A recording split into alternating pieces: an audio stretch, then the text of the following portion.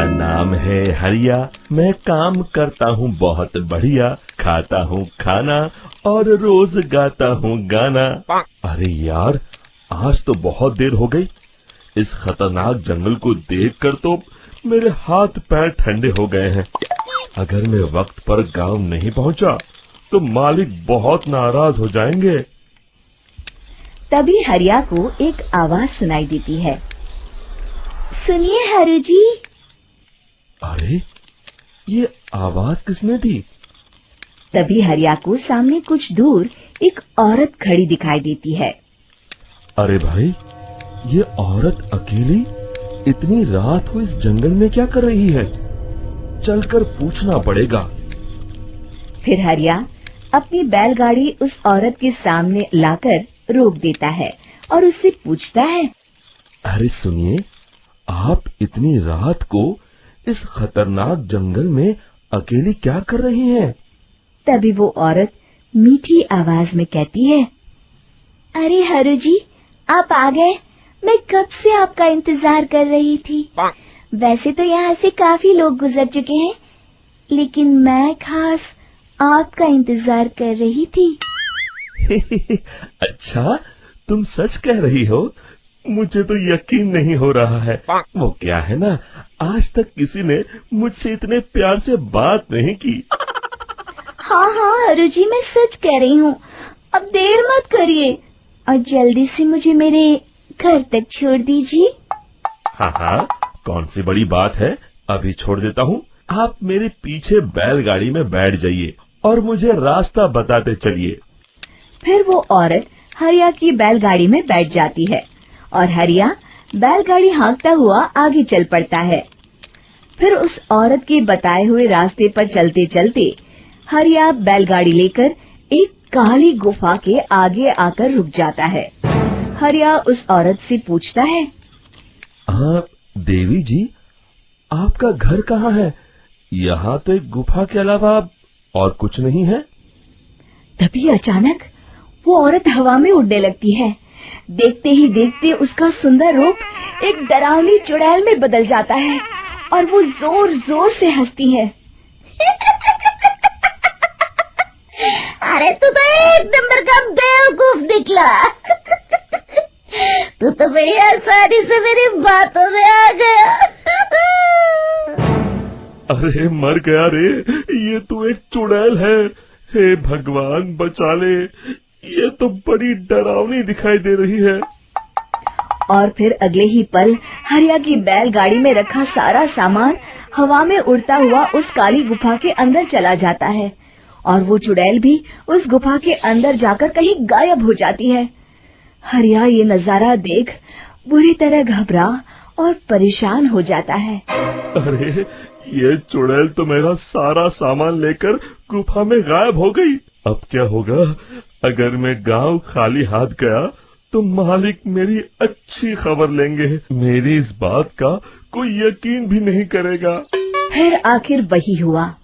हरिया के मालिक चंपक सेठ को हरिया की किसी भी बात पर रत्ती भर भी यकीन नहीं हुआ। चंपक सेठ को लगा हरिया झूठ बोल रहा है और उसने ही लालच में आकर सारा सामान हड़प कर लिया है। फिर हरिया को बेईमान समझकर चंपक सेठ उसे काम से निकाल देता है।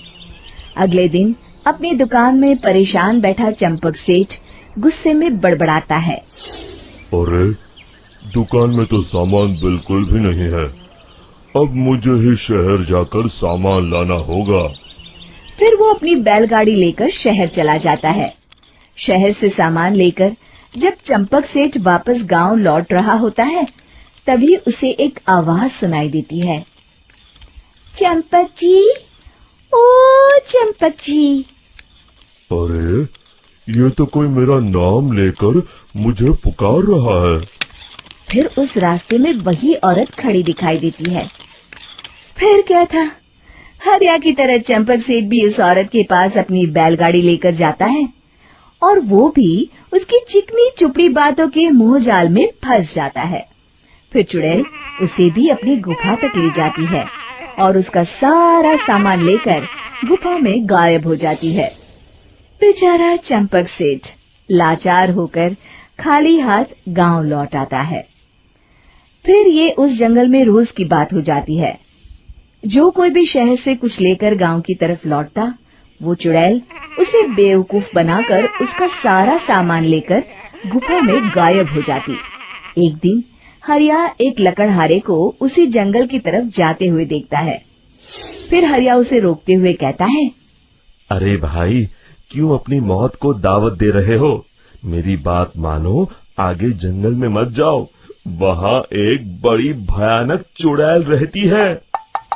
लकड़हारा हरिया की बातों को नजरअंदाज करते हुए कहता है, अरे भाई, मुझे पहले ही बहुत देर हो चुकी है, मुझे जाने दो भाई। शाम तक लकड़ियाँ काट कर शहर के बाजार में बेचना है। तुम अपनी ये कहानी किसी फुर्सत में बैठे इंसान को सुनाओ, मैं तो चला।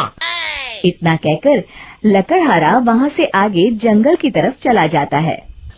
फिर अगले दिन गांव के मुखिया के घर के बाहर बहुत सारे लोग जमा हो जाते हैं। तभी हाथ में कुल्हाड़ी लिए खड़ा लकड़हारा कहता है, अरे मुखिया जी, अब आप ही हमें बचाइए उस जंगल वाली चुड़ैल से।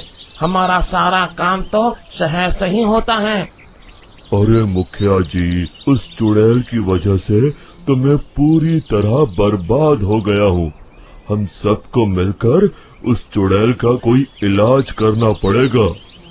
तभी भीड़ में खड़ा वीरा कहता है, आप लोग चिंता मत करिए, कल से वो चुड़ैल किसी को नहीं लूट पाएगी। मेरे पास एक बहुत अच्छी तरकीब है। तभी चंपक सेठ उसका मजाक उड़ाते हुए कहता है, अरे तेरा नाम वीरा है तो क्या हुआ? तूने अभी उस चुड़ैल को देखा नहीं है? जाकर अपना काम कर, बड़ा आया।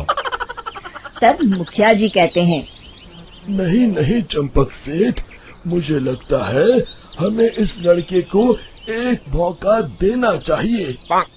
फिर सभी गांव वाले मुखिया जी की बातों से सहमत हो जाते हैं और वीरा शाम को एक बैलगाड़ी में कुछ सामान लादकर उस जंगल की ओर चल देता है। वीरा, ओ वीरा, कहाँ जा रहा है?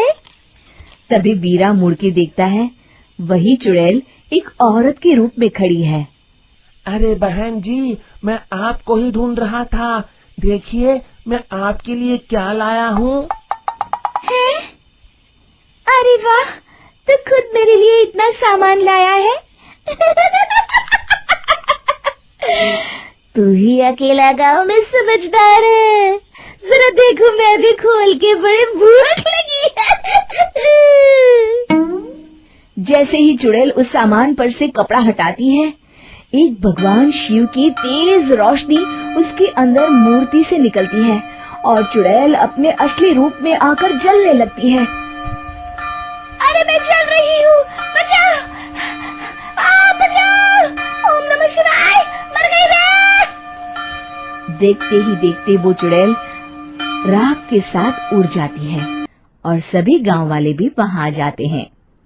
शिक्षा बुराई पे सदा अच्छाई की ही जीत होती है।